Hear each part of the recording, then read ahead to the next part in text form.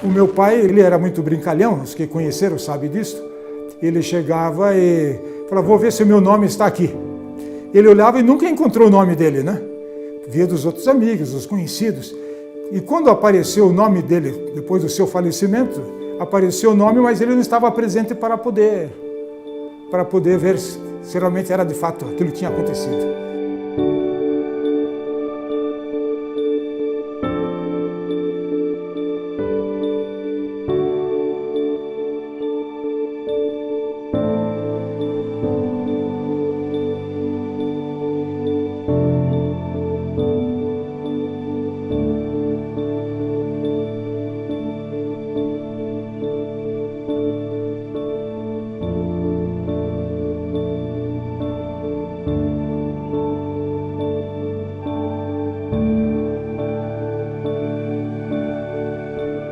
O meu pai ele foi um assíduo leitor da revista Adventista, desde os primórdios. Sempre que eu conheci, ele sempre lia.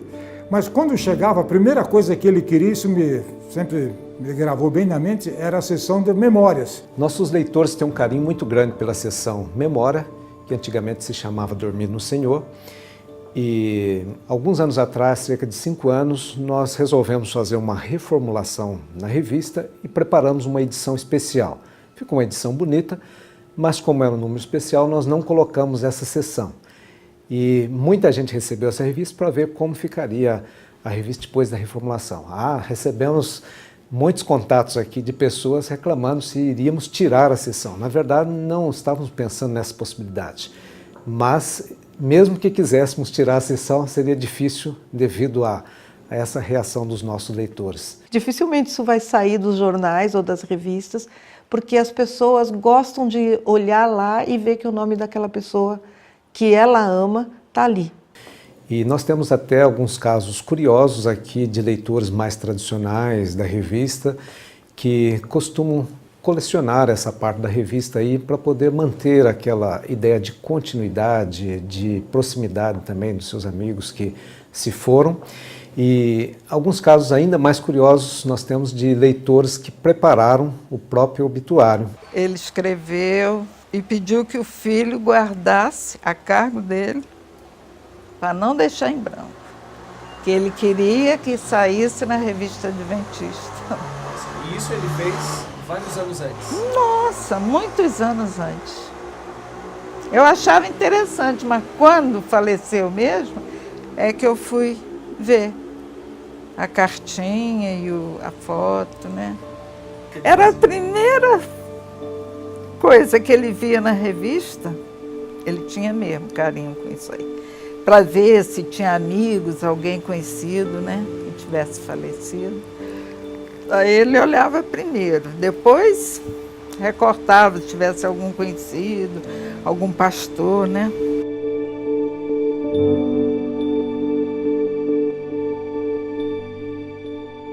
Eu gosto de folhear essa revista e ver a foto dos dois juntos. Meus pais, os últimos anos, eles estavam separados. Mas eu acho que dentro do coração da gente, nunca. Eles não estão separados. Tanto é que eu fiz questão de que saísse a foto deles, os dois, na mesma página. Eu creio que as pessoas valorizam bastante esse espaço, porque por meio deles elas podem acompanhar a vida dos seus amigos e também ficar sabendo de alguma perda. E também é um espaço que preserva a memória, que aproxima as pessoas, que cria um senso de comunidade. As pessoas têm muito interesse em acompanhar, ou até, no caso de se noticiar falecendo, né, no sentido de que é um divisor importante, né, para as pessoas acompanharem esse sentido da vida, né, quem foi, quem deixou de estar junto. Às vezes até uma forma também de preservar algo que marcou, vamos dizer assim, de uma forma saudável. de uma forma boa para as pessoas, para o bem comum.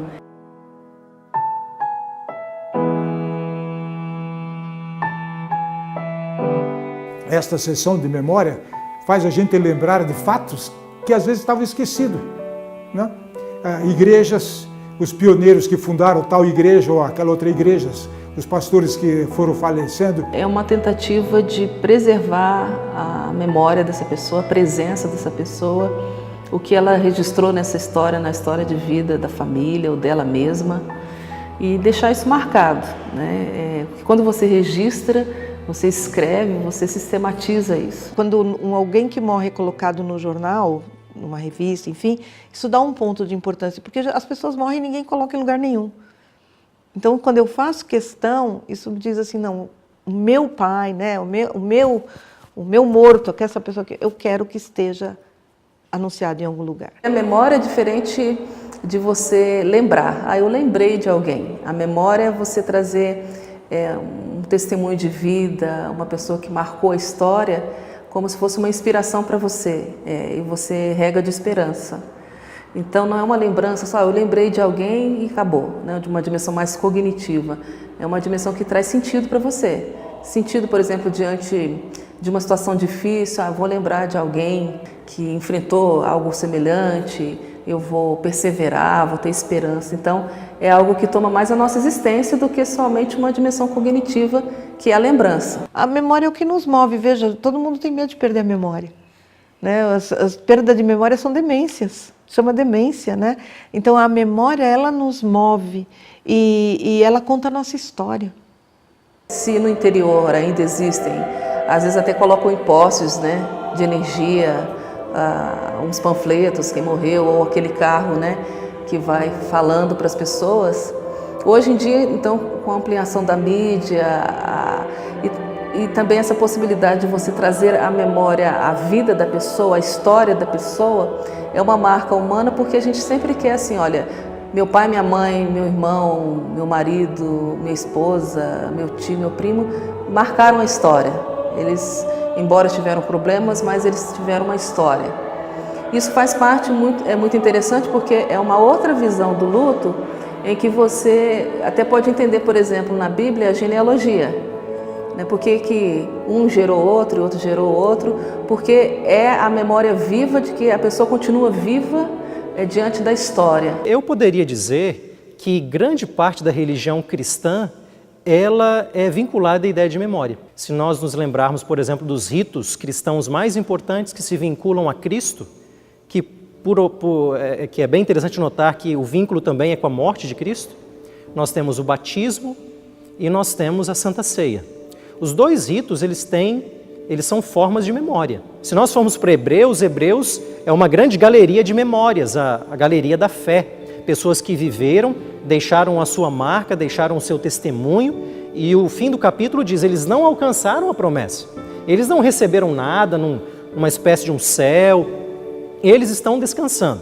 Mas o início do capítulo 12 diz que nós agora, tomados pela memória dessas pessoas, nós estamos sendo rodeados por uma nuvem de testemunhas. É como se as memórias dessas pessoas estivessem ao nosso redor, nos motivando a avançar na caminhada cristã, na nossa própria jornada de fé e de vida. Então, aquilo que elas viveram, ela tem parte também na nossa vida hoje, na medida que nós nos lembramos do testemunho de fé que elas deixaram. Deixar de ter essas memórias é esquecer a história, né? A nossa história.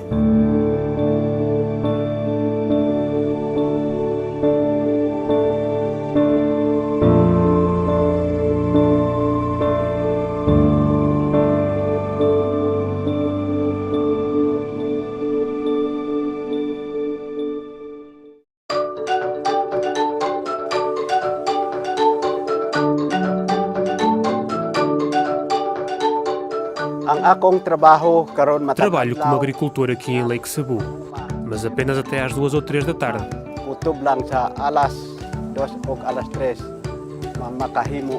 Depois disso, preparo-me para dar estudos bíblicos aos meus vizinhos. Obreiros bíblicos como o Jerry trabalham com as pessoas nesta bela região das Filipinas. Lake Cebu é conhecida pelo cultivo de frutas e vegetais, mas a maioria das pessoas associa esta área à abundância de peixe no lago.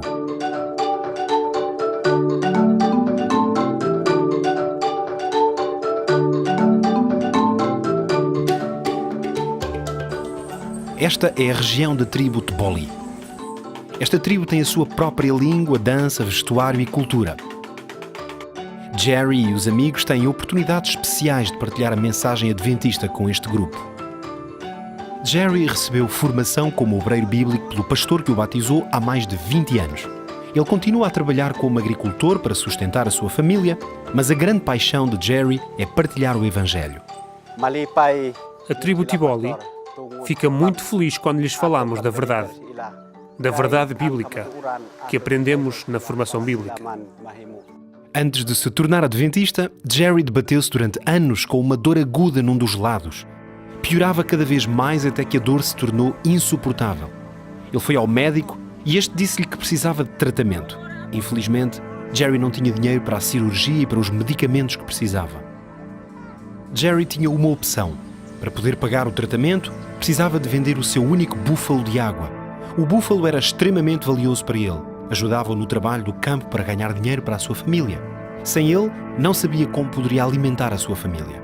Isto entristeceu Jerry, mas era a única forma de poder acabar com a dor e recuperar a saúde.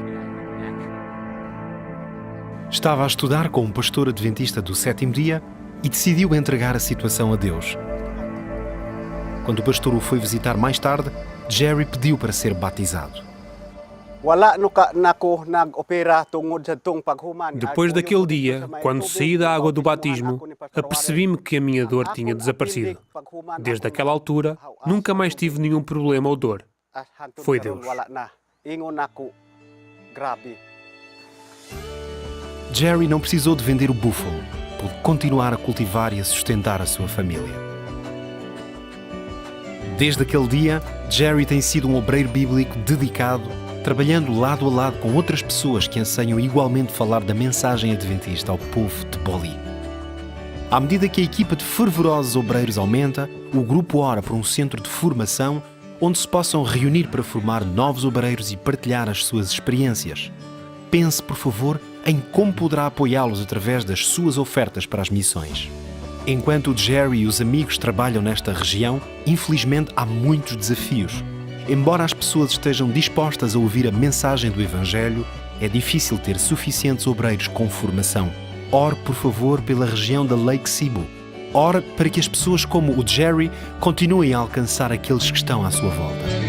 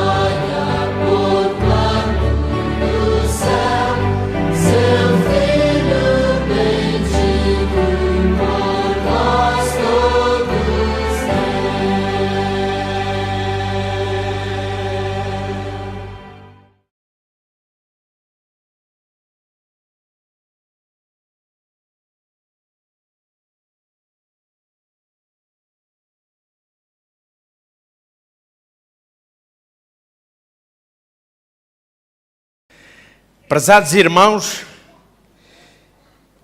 vou ser muito breve mesmo.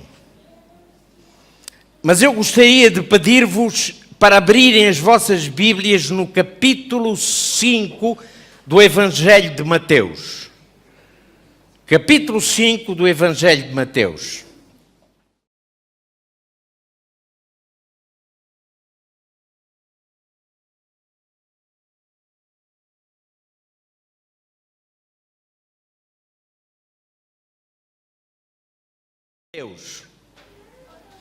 É o Sermão da Montanha. O Sermão da Montanha, ele ocupa 3 capítulos do Evangelho de Mateus. O capítulo 5, o capítulo 6 e o capítulo 7.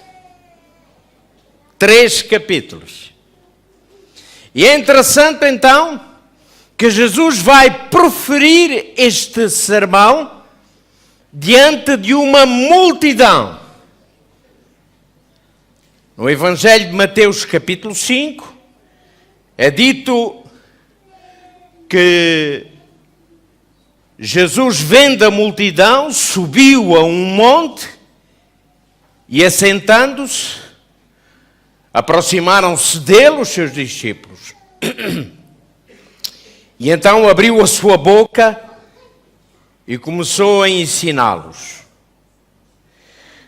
Irmãos, se nós tivéssemos só o Sermão do Monte como base da conduta cristã, teríamos o suficiente, o essencial para o cristianismo. O Sermão do Monte é quase um código de conduta para o cidadão do reino celestial. Jesus começa este Sermão do Monte com aquilo que nós chamamos das bem-aventuranças.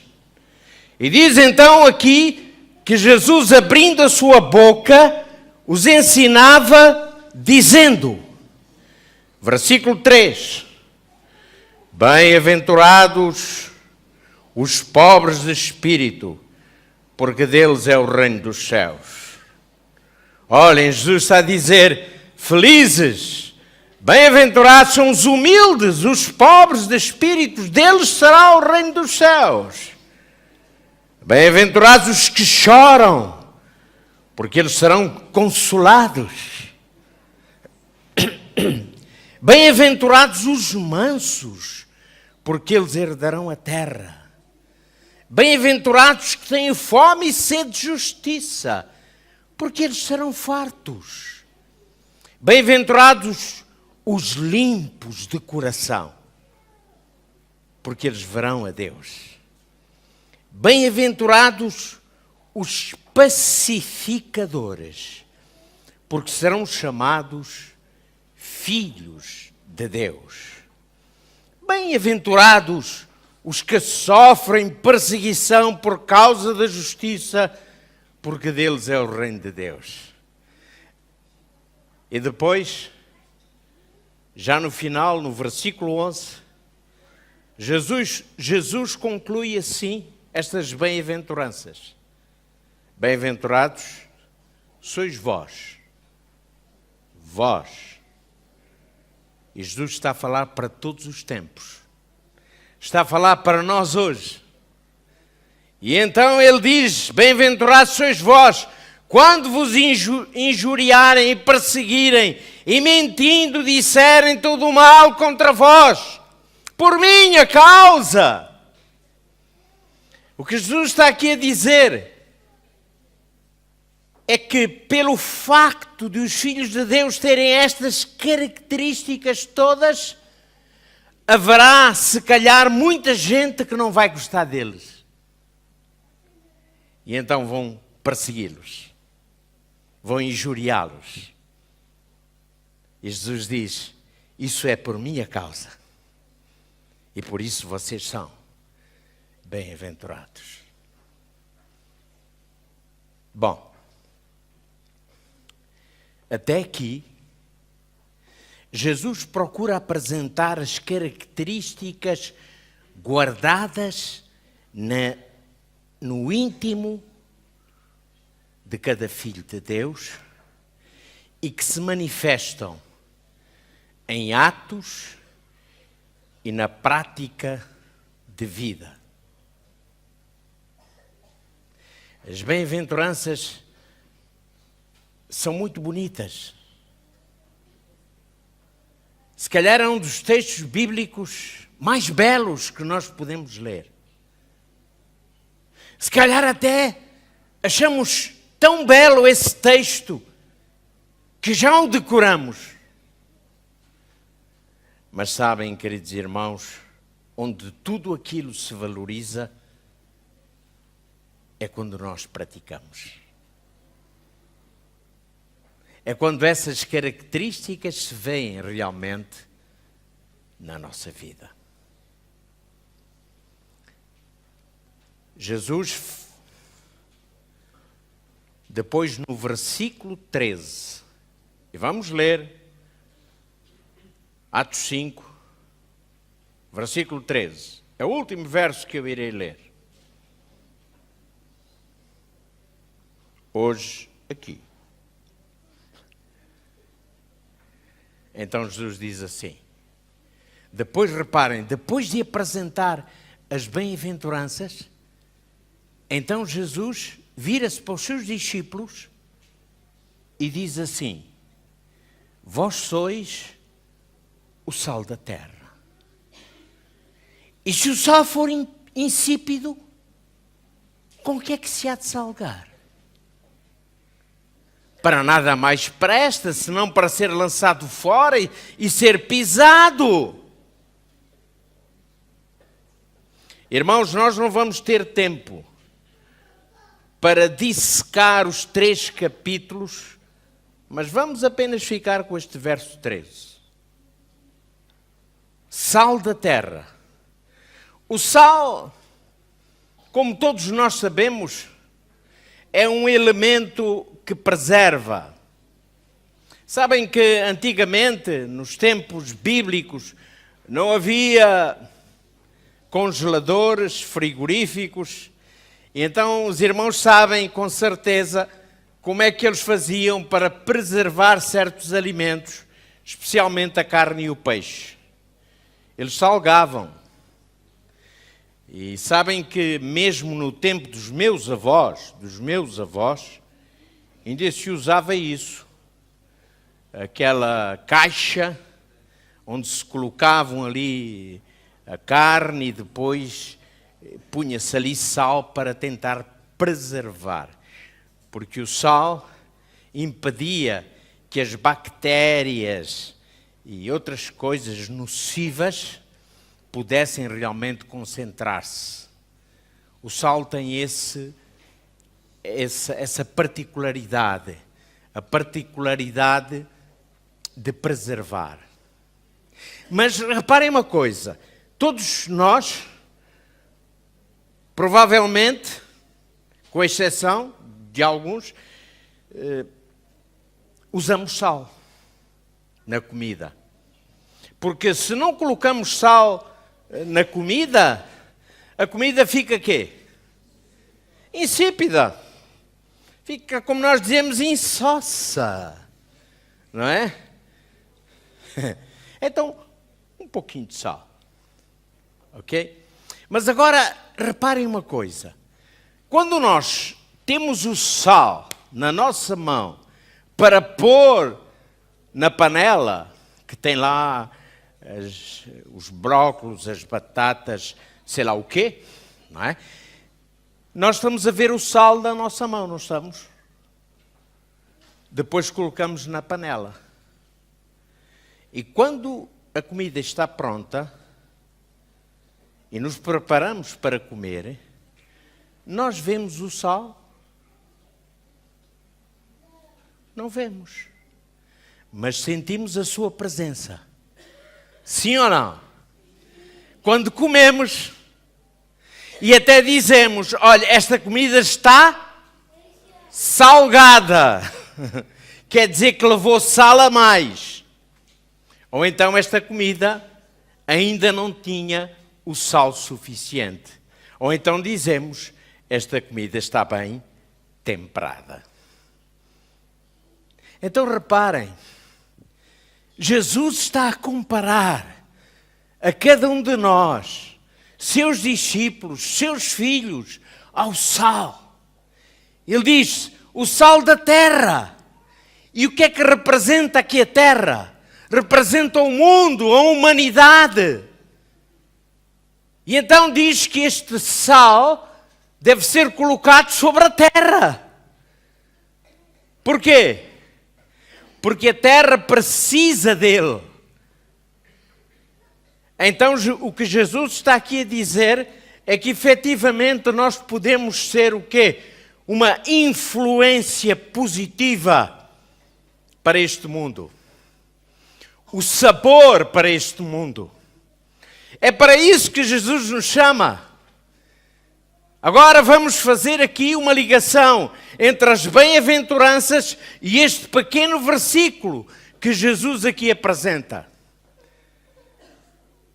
Como é que eu sou uma boa influência para o mundo?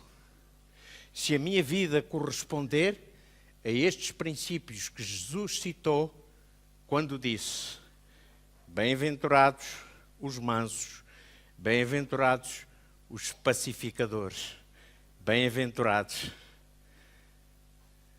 bem-aventurados. Quer dizer, para eu ser o sal da terra, eu preciso de ter e viver cada uma destas características em minha vida. Senão não serei o sal da terra.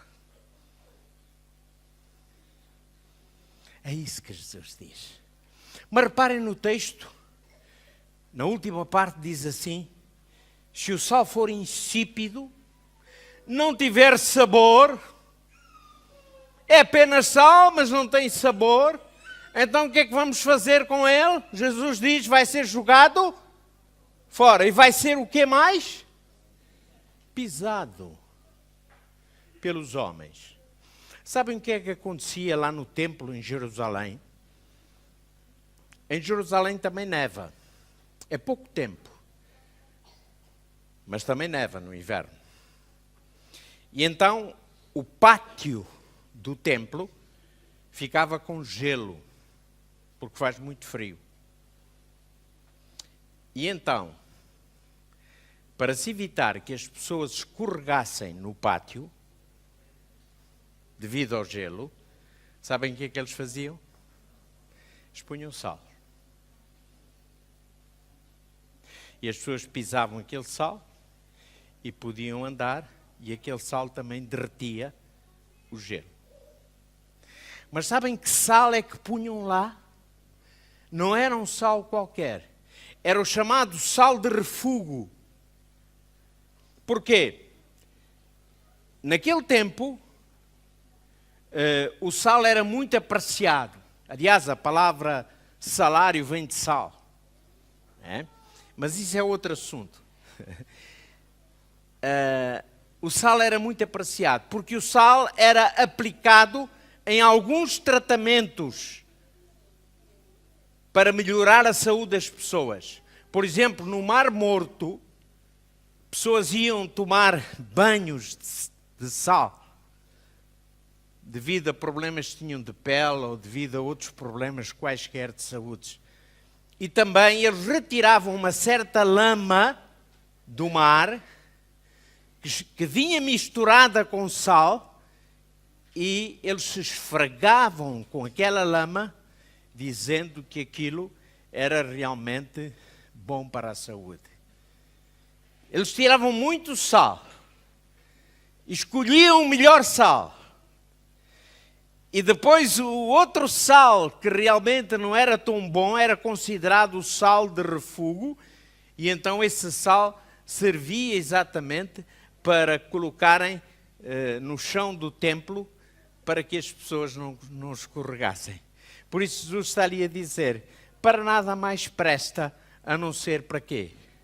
Para ser pisado. Para ser pisado. Queridos irmãos,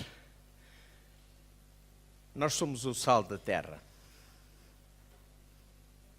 E eu agora, ao terminar, dirijo-me aos meus queridos irmãos, oficiais desta igreja, que assumiram responsabilidades para o ano 2019.